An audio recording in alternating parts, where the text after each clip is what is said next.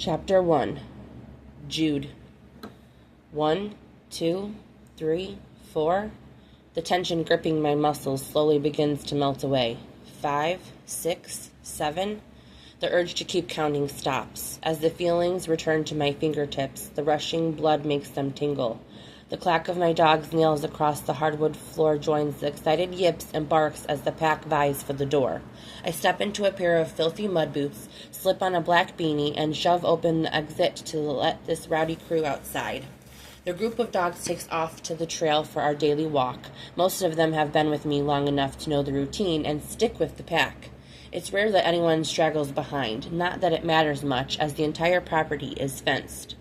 I drag a cleansing breath of Minnesota spring air into my lungs, ridding myself of the remaining anxiety flowing through my veins, and march off to follow my livelihood trampling through the woods.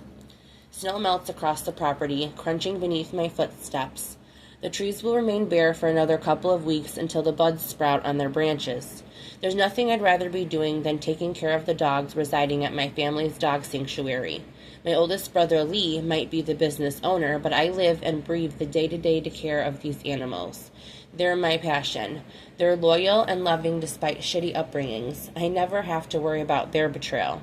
I see myself in them, scarred, broken, unloved, and unwanted by the people who promised to love us the most, and wary of those who stepped up to replace them.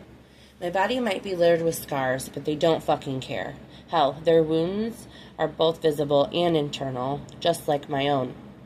People have let me down over and over again, but I've not once been let down by one of my dogs. I whistle and jerk my head toward the path. Grizz and Toyota bound across the muddy ground, chasing one another back to the trail. As we walk, I eye the fence for any repairs I need to make after the long winter. I clean sticks and debris from the path and throw a couple of tennis balls for the dogs to chase and burn off energy. We stop at the small pond. During the summer, the dogs will run in for a swim, but they're content to roam the shore today. I gaze at the dark water and toss a rock into the depths, watching the ripples spread before throwing another. I keep my life simple, private, quiet, just the way I like it. Ramona grunts around my ankles, so I pick up the old Frenchie to carry her back. The sun shines overhead, reminding me to grab sunglasses next time I'm out here. I prefer the warm months to snow, but I miss the swaths of gray skies from the winter. I herd the dogs back to the main path to return to the house as my phone rings from my pocket. Jack, I answer. My throat instantly grows tight. 1, 2, 3. I count until the feeling abates. It's usually before I get to 12, but never more than 20. Morning, you out with the dogs? Yep, we're on our way back. Aiden and I are here with the stray. She looks pretty rough.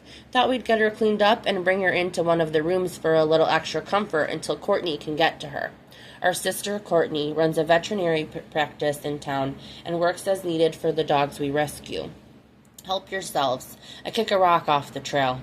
Also thought we'd wait and grab a cup of coffee with you. He's doing that thing he's done our entire fucking lives, feeling me out, checking my pulse. For being my twin, he's terrible at the whole kinetic brain thing. Maybe it's because we're fraternal. Or maybe my thoughts are so dark he's learned to silence it. Sounds like you're doing a lot of thinking this morning. Don't hurt yourself. Jack laughs loudly. Something new since he fell in love with a single mom and her toddlers. It suits him. Love, that is. Being loved as selfless as Whitney and those kids love him. So, he interrupts my musings. Got a minute for a coffee? Start a fresh pot. I'll be there soon. I pocket my phone and take a quick head count. 15 dogs tramp through the snow around me on the way back to the house. With everyone accounted for, we make the trek back at a slightly faster pace. Jack's SUV is parked up by the main house rather than near the intake building. The dogs funnel up the stairs to their door, racing around one another to reach the water dishes. The smell of coffee fills the air from the kitchen around the corner. Hey, the greeting leaves my mouth as a roughened grunt. Jack leans a hip against the counter, arms crossed over his chest, and a tiny smirk tilting his mouth like he's got some shit to say and he's waiting to say it. Morning. Uncle Dude! The little voice has me bracing for the touch certain to come. Before Bennett can run into my legs, I scoop him beneath the armpits and haul him into my arms. My man, helping out today? Daddy taked me to work. I chuckled at his exuberance. I bet you're a really big help. I gived Doggy a snack. She's hungry. I frown. I bet she was. Now she's sweepin'. Snack for me? He points at his open mouth. I thought we were stopping for waffles, Jack asks. I forgot. Bennett turns back to me with a grin and slaps my chest with both hands. I get waffles. I bite back a flinch at the unexpected touch. You're lucky. I wish I had some waffles. He twists his neck back around to Jack. Daddy, Dude get waffles too? My gut twists every damn time he refers to my brother as Daddy.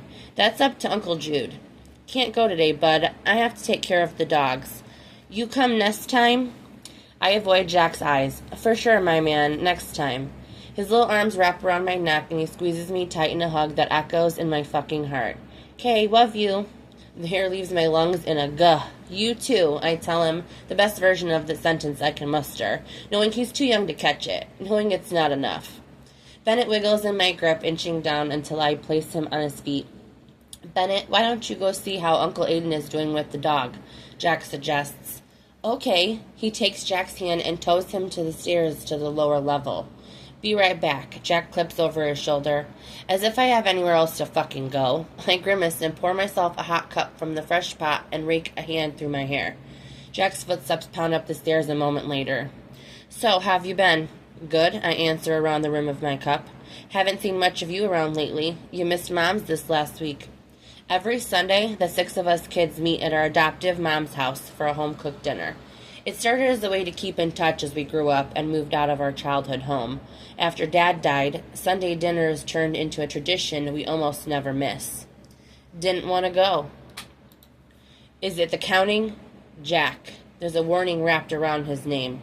You know we're always willing to pick you up. You can always call any of us. I missed one dinner. It's been a busy spring, and I'm trying to keep up. His brows snap together. Can I help? I have some free time. The motel hasn't been too busy lately now that the snow is melting. Besides catching the occasional stray dog and helping around the sanctuary, Jack owns the local motel as his main source of income. I shake my head. It's nothing I can't handle. I got busy cleaning debris in the fields, and by the time I was done, I didn't feel like rushing inside to wash up. Got it. I hope you can make it this week. I nod and swallow hard around a lump in my throat. I'll do my best. Daddy, Bennett calls up the stairs. Jack levels me with a look and drops his voice. And if your best starts to feel like too much, be sure to call before there's a problem, yeah? Will do, I mutter with no small amount of annoyance.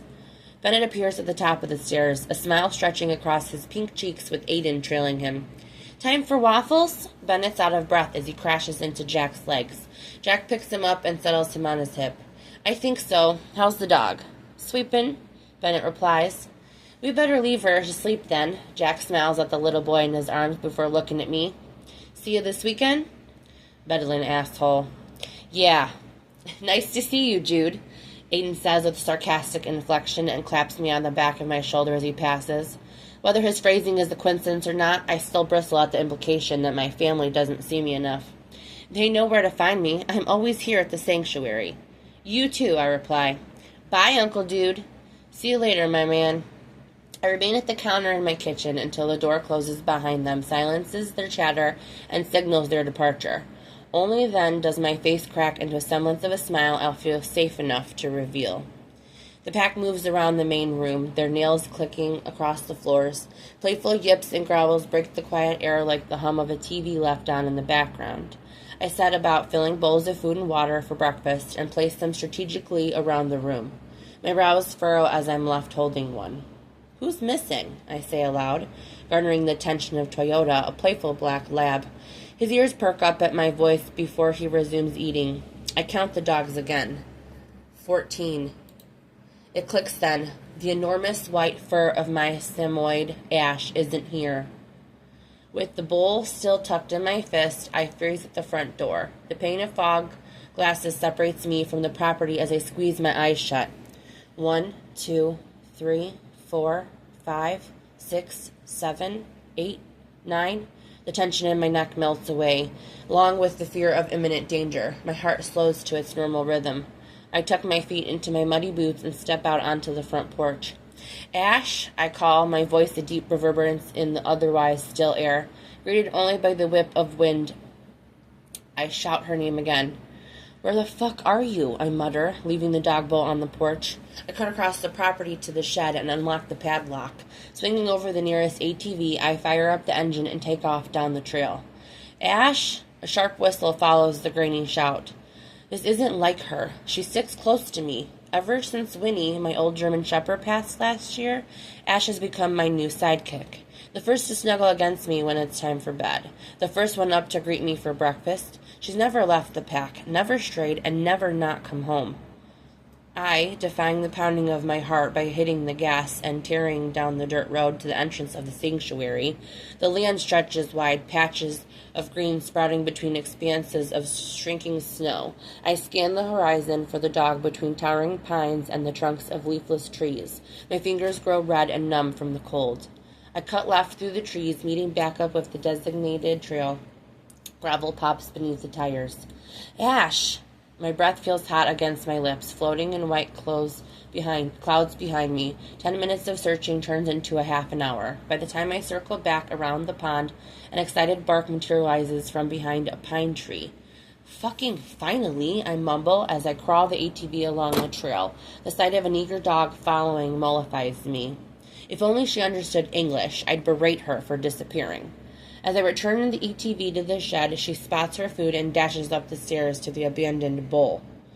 The pack dances in front of the glass door to greet our return.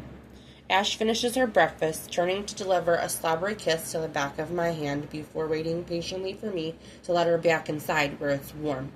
This is why I only ever want to live with dogs. If I worry this much when one of them is hurt or missing, how would I react if the thing missing or injured is a person I loved?